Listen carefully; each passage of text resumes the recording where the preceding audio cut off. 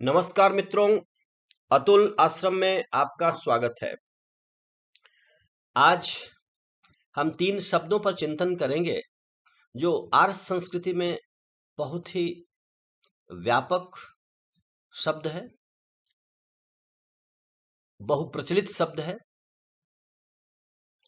और आर्य वाङ्मय में सर्वत्र हम इन 3 शब्दों को देखते हैं।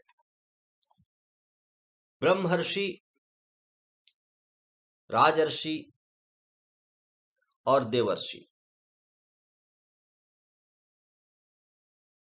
ब्रह्मर्षि मैं समझता हूं जो तपस्या और रिसर्च करते हैं, एकांत से भी हैं, तरह तरह के ज्ञान विज्ञान के अनुसंधान करते हैं, वो है ब्रह्मर्षि। स्वाध्याय, तप करना, शोध करना, चिंतन करना और किसी निष्कर्ष तक पहुंचना, यह ब्रह्मर्षि का कार्य है।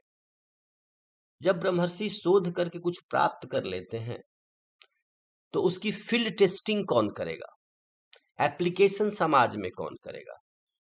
तो इस काम को करने के लिए राजर्षि हैं, जो उसी तरह तपस्वी हैं, इंद्रिय संयम है, जिनका मन और बुद्धि पर नियंत्रण है, लेकिन जो एकांत सेवी नहीं है, जिनकी लेबोरेटरी दूर नहीं है, वो समाज के बीच रहते हैं, समाज में रहते हैं, राजकाज देखते हैं। They are not aloof from politics also, वो राजनीति में भी हैं और ब्रह्म ऋषि के द्वारा किए गए शोधों को, अनुसंधान को समाज में अप्लाई करके देखते हैं। ऐसे समझ लीजिए कि डीआरडीओ कोई मिसाइल बना रहा है तो आर्मी उसको चेक करता है, उसका सही प्रयोग तो आर्मी करता है। तो कोई चीज जब नर्सरी से पौधा निकल करके आ रहा है तो इसकी फील्ड टेस्टिंग खेत में होगा, किसान करेगा। नर्सरी में कृषि वैज्ञानिक कार्य करता है और जब पौधा बन करके, जैसे आम्रपाली आम जब बन करके तैयार हो गया, तब फील्ड में उसे भेजा गया और भारत के किसानों ने उसको उपजाया और उसको देखा। लेकिन पूरा का पूरा शोध पूसा में किया जा रहा था। तो इसी तरह से विभाग बटा हुआ है। गहन अनुसंधान का कार्य ब्रह्मर्षियों का कार्य है। ब्रह्मर्षियों की बड़ी महिमा है भारत में, हम बहुत सम्मान देते हैं, ब्रह्मर्षि सबसे ऊंचे हैं। फिर राजर्षि, जो शोध को समाज में प्रयुक्त करते हैं। अब आप देखिए कि कोई भी जब अच्छा कार्य होता है, अब देखिए समाज में क्या है, ज्यादातर ईर्ष्या द्वेष की बीमारी है, निंदा की बीमारी है, इसमें बहुत शक्ति खर्च हो जाती है। सपनहु नहीं देखिए परदोसा, भगवान कहते हैं सबरी को। नवम सरल सब सन छलहीना, मम भरोस ही धर्म हर्ष न दीना, आठव यथा लाभ संतोषा, सपने नहीं देखिए परदोसा। तो दोष न देखना, लेकिन इसके साथ साथ प्रभु चरित्र सुनिबे को रसिया, जो प्रभु का चरित्र है, जो अच्छा चरित्र है, जो कुछ अगर समाज ने कुछ पॉजिटिव कार्य किया है, कहीं अच्छा अनुसंधान हो रहा है, शोध हो रहा है, कहीं बहुत अच्छा विद्यालय खुल गया है, कॉलेज बहुत अच्छा चल रहा है, कहीं बहुत अच्छी सी लाइब्रेरी बन गई है, तो इस खबर को, इस सूचना को समाज में सर्वत्र घूम घूम कर प्रचारित करना, यह कार्य देवर्षि का कार्य है।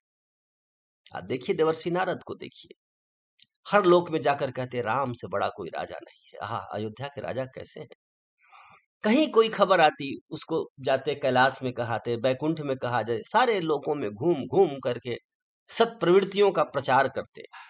तो देवर्षि का काम है गायन करना, सत प्रवृत्तियों को समाज में फैलाना, जहां कहीं पात्र दिखे वहां बीज वपित कर देना, कयाधु को शिक्षा दे देना, किसी को ज्ञान की, किसी को भक्ति का मंत्र दे देना।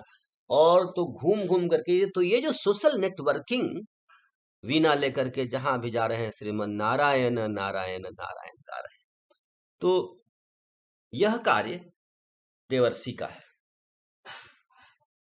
तो हम इस तरह देख रहे हैं कि ब्रह्मर्षि, राजर्षि, देवर्षि, तीनों के कार्य हैं, समाज में बटे हुए हैं और तीनों का बड़ा ही महत्व है। समाज में जब भी ये अपनी ड्यूटी नहीं करते हैं ठीक से, इनकी ड्यूटी जब खंडित होती है तो समाज कमजोर बनता है। तो ब्रह्मर्षि अपनी शोधशालाओं में, अपने यज्ञशालाओं में, अपनी तपस्थली पर शोध करे, अनुसंधान करे।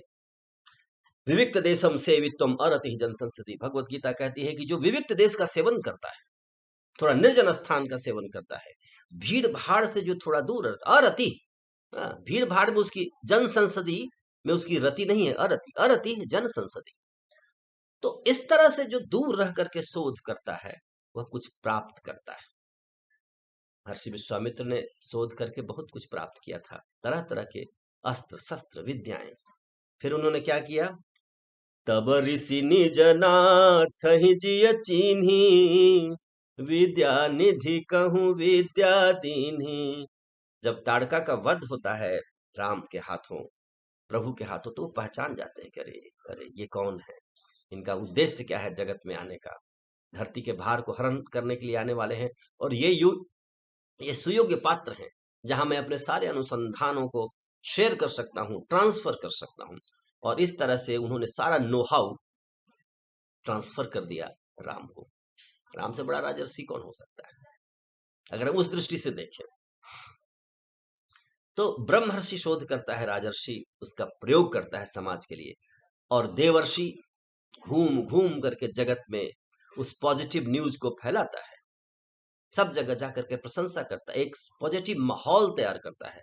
ये काम देवर्षि का है। हर जगह जाकर के कीर्तन करना, कीर्ति, प्रभु की कीर्ति को फैलाना।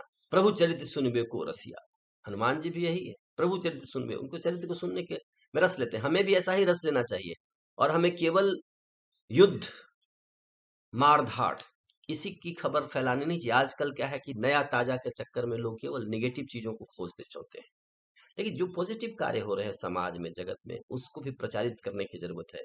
ये उसी तरह से ये हरि कथा जैसा है पॉजिटिव कार्य, क्योंकि जो प्रोजेक्ट संसार में चल रहे हैं वो राम के अतिरिक्त किसी के नहीं है। सारे काज, अच्छे काज क्या है, राम काज है। और राम काज को प्रचारित करना, उसके सफलता को सब जगह कहना, मतलब सत प्रवृत्तियों का संवर्धन करना, मतलब देवासुर संग्राम में देव पक्ष में होना है। तो इस तरीके से ये तीनों तरह के ऋषि अपना अपना कार्य अच्छी तरह से करें, समाज में समरसता हो। हमें खुद सोचना है हम इनमें से कहाँ हैं, कैसे हैं, क्या कर सकते हैं, और हम शोध को बढ़ाएं, तपस्या को बढ़ाएं। तैत्तरीय उपनिषद के ऋषि जब लोग स्नातक करके घर जाते थे तो क्या कहते थे, बहुत से मानवीय मूल्य उन्हें दिए जाते थे। सत्यम वद, धर्मम चर, स्वाध्यायन मा प्रमद, स्वाध्याये च प्रवचने च मातृदेवो भव, पितृदेवो भव, आचार्य देवो भव। ये कहा जाता था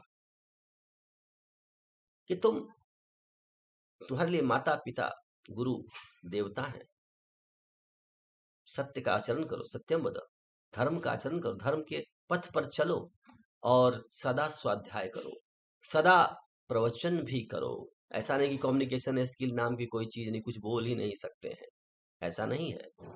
तो अगर हम इन चीजों को मानते हैं, इनका पालन करते हैं, तब हम ऋषियों की सच्ची संतान हैं, तब हम आर्ष परंपरा के सच्चे वाहक हैं। तो आइए हम लोग मिलजुल करके इस आर्ष परंपरा को सदा ही उज्जवल ऊंचाई तक पहुंचाएं, और एक स्वस्थ, संपन्न, श्रेष्ठ, शक्तिशाली और ज्ञानवान भारत का निर्माण करें। जय श्री राम, जय भारत, जय जगत।